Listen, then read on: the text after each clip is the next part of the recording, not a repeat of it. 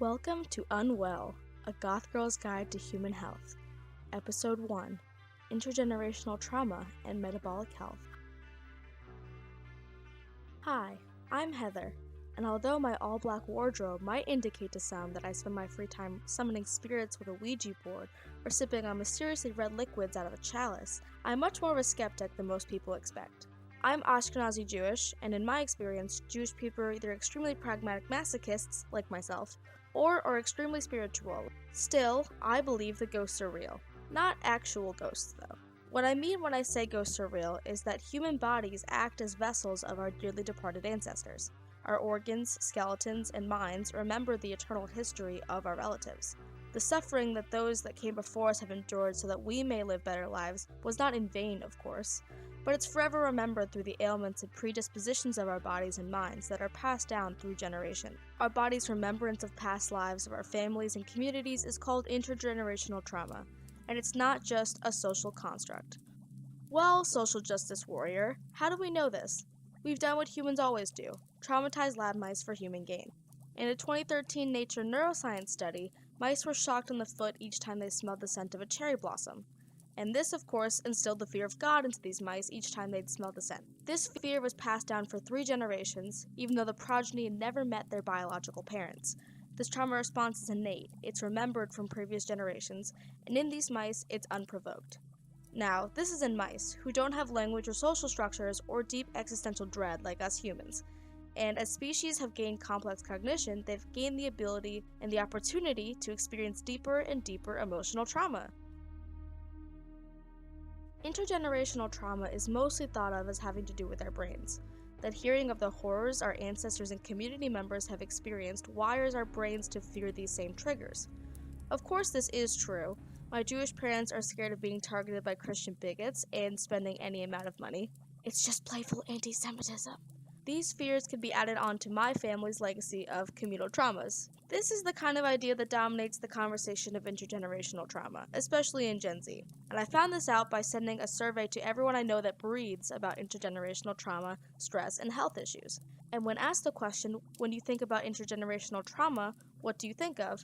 36% of the participants explicitly mentioned mental health, and a separate 36% mentioned cycles of abuse in their answers. This response makes total sense. Rachel Yehuda, an epigeneticist, so someone who studies gene expression, and her team at Mount Sinai found that the progeny of Holocaust survivors are predisposed to anxiety disorders based on their glucocorticoid hormone profiles. So these are the hormones that are produced when you are stressed. This, of course, affects all minority groups, especially Black and brown people, who often face difficulties receiving treatment for disorders like anxiety or depression, because their doctors don't often consider the socio-political and historical components of their mental health issues. But the mental side of intergenerational trauma gets so much attention already, and there is a secondary effect of social strife, the black sheep of the two, and I'm obviously drawn to black. So, let's talk about intergenerational phenotypic inertia, the eternal haunting of marginalized bodies. Humans, along with every other living thing, are subject to life history theory, which is the timing of major life events, such as reaching sexual maturity, having a childhood growth spurt, still having an emo phase at the age of 21, or giving birth. Humans are unique in their life histories, not only because we have incredibly long lives, but also because we have 3 additional life stages compared to any other animal: childhood, adolescence, and post-reproductive adulthood. During these long life stages, we're exposed to many different external stimuli and respond to them, and this process shapes not only our minds but our bodies, forming our metabolism. The state of our metabolism, including our metabolic rate, response to insulin, and even heart rate, is formed over our lifetime, but works off of the framework of our parents, and this translation happens in the fetal stage of one's life. The fetal environment during pregnancy, so what the vibes in the womb are like, is dictated by the birthing parent's nutrition and circumstances before and during the pregnancy. During pregnancy, there is a pass down of environmental responses from parent to offspring, and this is intergenerational phenotypic inertia. Children that are born very underweight, or those that are underweight for their first year of life, are much more likely to gain weight quickly once they leave the womb, because their metabolism is not adapted to eating a large amount of calories. This is called the mismatch hypothesis, and it's meant to be a good thing for humans, as we're supposed to become accustomed to the same circumstances of our parents. This strategy would work if we were ancient humans who spent most of our lives hunting and foraging, But people who were born underweight gain access to foods, especially fast foods, very quickly, because fast food is what's most readily available in food deserts that are found all over the global north. The metabolic predisposition of someone with a low birth weight is not well matched to consuming lots of calories.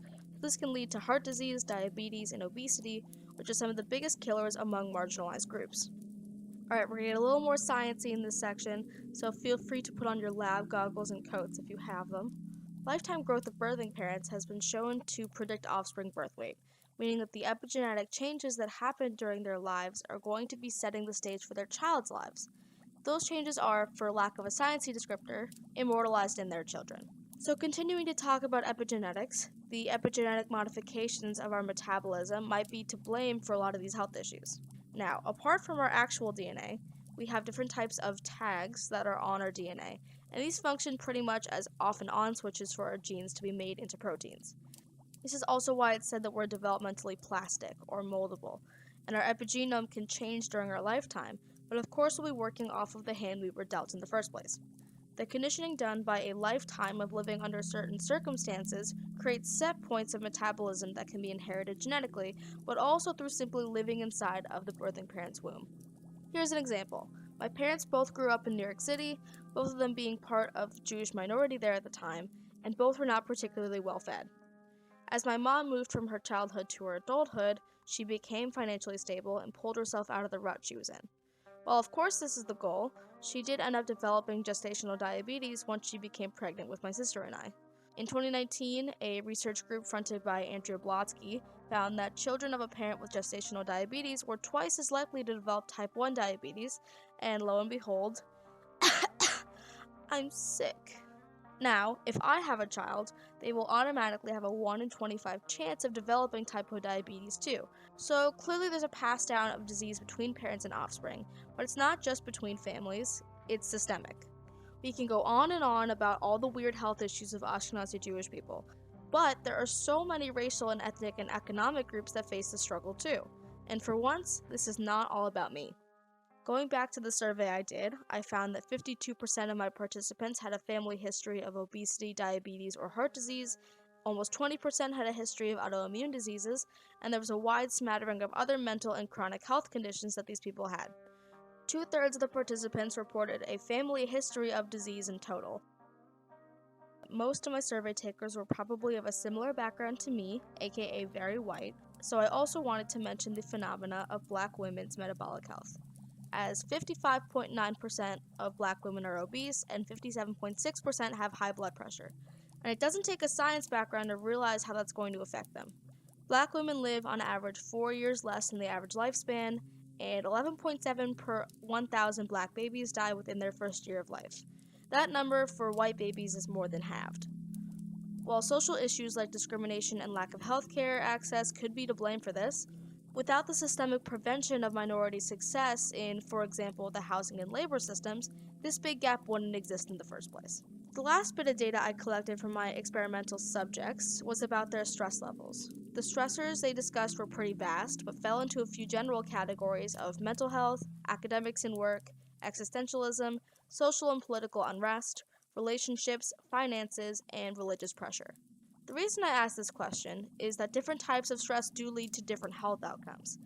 Take, for example, John Henry Martin, a second-generation emancipated Black man coming out of extreme poverty who had to work 16-hour days to pay off his mortgage. He paid the price for this, suffering from high blood pressure, osteoarthritis, and peptic ulcers in his old age. So by looking at what stress someone has and how they've dealt with it, we can get a good idea of the health problems they will have in the future. It's a little choose-your-own-adventure game where everyone wins a prize. Disease. It's pretty impossible for me to think about this whole systemic disparity to sickness and death pipeline without entering into a little bit of a crisis, so I think I'm going to end this here. In conclusion, science is cool, but also doesn't exist in a vacuum. If our plan is to eradicate all these awful diseases, we have to think about what we, as a society, did to cause them in the first place. Low-quality food, low-quality healthcare, environmental damage, labor inequality, the fact that we have billionaires that could at least help out a little bit, all inform our health and the health of our future kids. People shouldn't have to be scared of the skeletons in their closet becoming skeletons in their kids' closet, metaphorically and literally. With that, I'm gonna go. I have some mysterious red liquid in a wine glass to tend to.